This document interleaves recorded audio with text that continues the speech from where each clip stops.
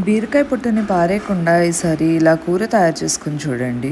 దీనికి కావాల్సిన పదార్థాలు: బీరకాయ పొట్టు, కందిపప్పు, మినప్పప్పు, ఆవాలు, జీలకర్ర, ఉప్పు, కారం, పసుపు, కరివేపాకు మరియు ఎండుమిర్చి. ముందుగా బీరకాయ పొట్టుని 2 సార్లు శుభ్రంగా కడిగేసుకొని కచ్చాపచ్చాగా గ్రైండ్ చేసుకొని పెట్టుకోవాలి. ఈ విధంగా గ్రైండ్ చేసుకోవాలి. ఇలా గ్రైండ్ చేసుకొని పీచులు ఏం లేకుండా పక్కన తీసి పెట్టేసుకోవాలి. తర్వాత కందిపప్పుని ఒక అరగంట సేపు నానబెట్టుకోవాలి. ఇలా నానబెట్టేసుకున్న తర్వాత కడాయిలో కానీ గిన్నెలో కానీ వేసుకొని కొద్దిగా నీళ్లు పోసుకొని ఉడికించుకోవాలి. ముందుగా పెట్టుకున్న బీరకాయ పొట్టు ఏదైతే ఉందో దాన్ని బాగా ఇలా మెత్తగా పిండేసుకొని ఇలా వాటర్ అంతా తీసేసి ఇలా పొడి పొడిగా ఉండేలా చూసుకోవాలి. ఇప్పుడు కందిపప్పు బాగా ఉడికింది కదా, ఇలా ఉడికిన కందిపప్పులో మనము బీరపొట్టును కూడా వేసి ఉడికించుకుంటాము.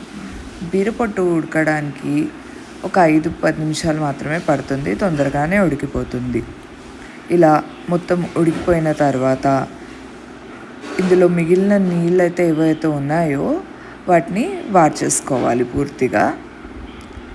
ఇప్పుడు కడాయిలో కొంచెం నూనె వేసుకొని నూనె కాగిన తర్వాత మినప్పప్పు, జీలకర్ర, ఎండుమిర్చి, ఆవాలు మరియు కరివేపాకుతో పోపు పెట్టుకొని ముందుగా ఉడికించి పెట్టుకున్న బీరపొట్టు మరియు కందిపప్పును కూడా వేసుకోవాలి.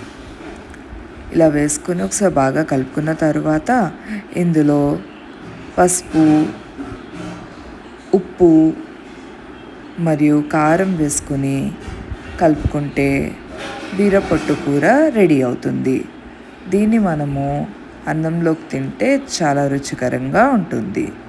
ట్రై చేసి చూడండి.